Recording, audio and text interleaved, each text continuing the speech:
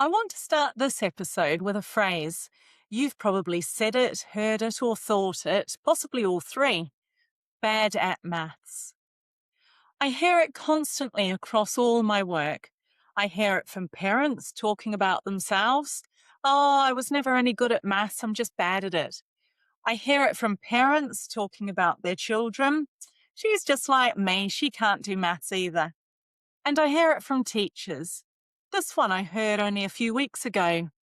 He just doesn't have a maths brain. He has more of an English brain. And I hear it, perhaps most painfully of all, from children themselves. They're only 8, 9 years old, and already they're saying, I'm just bad at maths. And this phrase, and the many variations of it, is, at best, just plain wrong.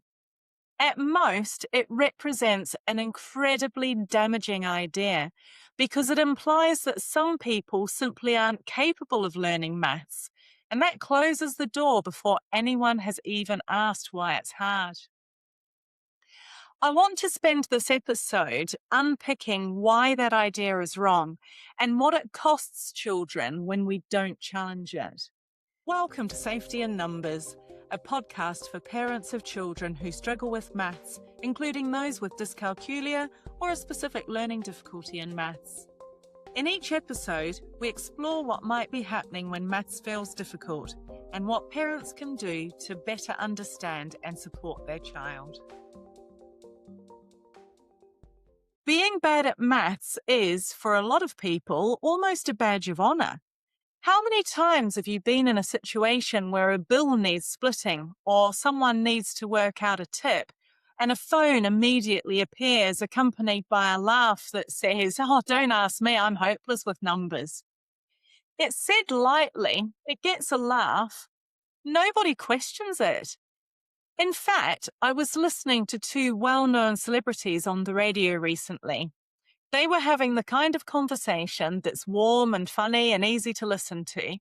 And at one point, maths came up. One of them wondered aloud whether maths might be the key, the thing that unlocks everything else. The other one immediately challenged that, laughing, saying that they still count on their fingers to add up. And the first one topped it. They said, well, if someone gives them 4 digits to remember, their eyes fall out. There was raucous laughter. On one level, it was charming. It was relatable. But I thought this is a perfect example of exactly what I'm often talking about. We wouldn't accept the same thing about reading. Oh, don't ask me, I can't read very well. But somehow with maths, it's fine, it's normal, it's almost endearing. But what I want to suggest is that it isn't fine and it isn't harmless. And that starts with understanding where the idea actually comes from. Now, nobody is born bad at maths. The maths that very young children encounter, counting objects, sharing things out, recognizing shapes, is concrete and practical. It's physical, and it makes sense. The difficulties we think of as bad at maths tend to emerge as maths becomes more abstract, as the numbers get larger and carry different values depending on where the digits sit. As the number of steps required to solve a problem increases, and as the amount a child has to hold in their mind at any one time grows. That's when it starts to feel hard. That's when some children begin to fall behind, and that's when the story starts. Not because those children were born without a maths brain, but because the demands of the subject outpaced something specific in how their brain was handling it. There's a significant difference between these two things. Bad at maths doesn't describe any of that. It just closes the conversation down. So where does this idea come from? The idea that some people simply have a maths brain and some don't. Because it doesn't appear from nowhere. It's rooted in a way of thinking that's still surprisingly widespread. That ability is fixed. That you're either good at something or you're not. And that trying harder won't fundamentally change that. It's a view that has been thoroughly challenged by researchers. Carol Dweck's work on mindset is probably the most well known, and Joe Bowler has written a lot about this in relation to maths. But despite that, it persists. And it persists particularly strongly around maths, probably because maths feels so binary. You either get the answer right or you don't. The problem with bad at maths as a label is not just that it's discouraging. It's that it's imprecise. It takes something that is actually specific and explainable, a difficulty with number magnitude processing or working memory or processing speed, or any of the things that we've already talked about in this series, and it replaces it with a verdict. And once you have a verdict, you stop looking for the reasons. Why would you? The case is closed. That imprecision does real harm because underneath bad at maths, there's almost always something more specific going on. Something that, if you could see it clearly, you would actually do something about. It might be anxiety. And maths anxiety is a genuine, well-documented thing. It's not just nerves. It might be the pressure that maths places on working memory, which we talked about in the last episode. It might be that a key concept was missed somewhere along the way, and everything built on top of that has been on shaky ground ever since. It's what the dyscalculia network's Jenga effect that I mentioned in the first episode is. Any of those things could explain why a child finds maths hard. None of them are the same as being bad at maths. But the label doesn't make those distinctions. It just covers them up. And once a child accepts the label, once they genuinely believe that they are bad at maths, this simply becomes who they are. And something changes in how they approach it. They stop trying to understand maths and they start trying to cope. Now, those are very different goals and they lead to very different behaviors, which is what I want to talk about now.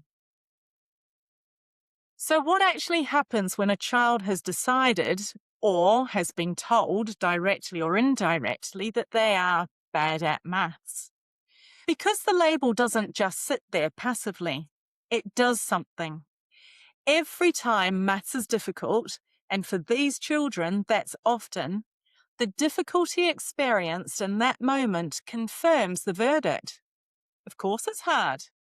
I'm bad at maths. That's just how it is. And once that thought is established, something shifts. The goal changes. It's no longer about understanding what's going on. It becomes getting through it, surviving the maths lesson, not being found out. Children are remarkably resourceful when it comes to surviving. They develop strategies, not for learning maths, but for managing the experience of finding it hard in a room full of people. Some count on their fingers, and when they become aware that other children aren't doing that, they start counting on their fingers under the desk, or tapping quietly, or doing it all in their head, however clumsily, because the embarrassment of being seen to count has become another thing to manage on top of the maths itself. Some memorize procedures without understanding them. They learn the steps because the steps get them through, even though they have no idea why those steps work. It holds together in familiar situations, but the moment the question is presented differently, it falls apart completely. Some children go blank, they freeze, not because they haven't tried, but because the anxiety of that moment, the being watched, the possibility of being wrong, again, shuts the thinking down entirely. I've seen children who I know understand more than they're demonstrating go completely still when asked a question directly. That isn't lack of knowledge, that's a self-protection strategy. Some copy from whoever's sitting next to them, carefully enough that it usually goes unnoticed. And some and this is the one I find particularly telling, get very good at pretending to listen. They watch the adult's face. They learn to read the intonation of a question. When a teacher looks at a child's work and asks, "Are you sure about that?" they're not evaluating their answer. They're evaluating the teacher's tone. Did it go up at the end with genuine curiosity, or did it have that slight flatness, which means that my answer is wrong? The children aren't processing the maths, they're processing the social situation around the maths. These are all protective responses. They're intelligent, adaptive, and completely understandable. They are also, over time, a significant problem because they allow a child to get through lessons without ever actually engaging with what's being taught. The effort goes into the performance of coping rather than the work of learning, and eventually, even that feels pointless. Why try to understand something you've already decided or you've been told you'll never be able to do? The child stops being a learner and becomes a performer. And nobody in the room necessarily notices because their performance is good enough. So, what can you do practically starting this week if you recognize any of what I've been describing? I want to focus on language because while there are so many things that go into supporting a child with maths difficulties, language is something that can be changed immediately and relatively easily, and it has more impact than most people realize. The first thing is to notice how you speak about maths yourself. I know it comes from a good place. When your child is struggling and upset, it's natural to want to make them feel better and say, "Oh, don't worry, I was never any good at maths either."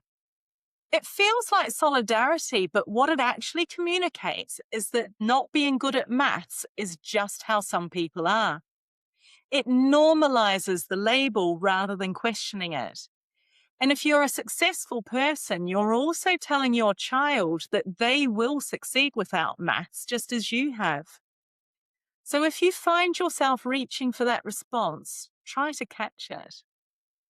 Similarly, and this one is perhaps more surprising, be careful about framing questions as easy. "Here's an easy one," or "this one should be straightforward," seems encouraging, but if your child then can't answer it, they haven't just got a question wrong, they failed at something that was supposed to be easy. That confirms everything they've already feared about themselves. No question needs to be introduced that way. The second thing is to reframe the question you're asking yourself. Not, "Is my child bad at maths?" Because that question has nowhere useful to go. What can you answer? Yes, no, sometimes. Instead, ask, "What part of maths is difficult for my child and why?" That's a question you can actually do something with. It moves you away from a single fixed verdict towards a specific, understandable picture. And that shift from label to curiosity changes everything about how you approach it. The third thing is to change the language you use directly with your child. Not, "You're bad at maths," even if they've said it themselves, but "Maths is harder for you than it is for some children, and there are reasons for that." Not, "You'll always find this hard," but "This is hard right now, and we're going to understand it better." Those aren't empty reassurances, they're accurate. And if your child says to you, "Well, I'm just bad at maths," which they may well do because they've heard it or felt it enough times that they believe it, you don't have to agree. And you don't have to argue. You can just say, "That's not what I see. I see someone who finds this hard and keeps trying to understand it anyway." One small word that's worth adding to your vocabulary, and I mean this quite literally, is yet. I can't do this yet. It's a small shift, but it matters because it keeps the possibility open. It tells a child that where they are now is not where they will always be. And underneath all of this is something simpler, but perhaps much harder. Your job for now is to protect your child's sense of themselves, their belief that they are capable, that they are worthy, that difficulty in maths does not define them until they are old enough and secure enough to protect it themselves. That takes time, but it starts with the words that you choose. I've put together a companion guide to go alongside this episode. It's a free PDF, and you'll find the link in the show notes. It pulls together the language suggestions I've talked about today so that you can have something concrete to refer back to when you need it. In the next episode, we're going to look at a word that parents often come across and aren't quite sure what to do with: dyscalculia. What it actually means and what it doesn't mean, and why understanding it properly can make a real difference. Thank you for being here. If you found this episode helpful, please do share it with another parent who might need it. And if you'd like to make sure you don't miss future episodes, you can subscribe wherever you listen to podcasts or follow the Safety in Numbers YouTube channel.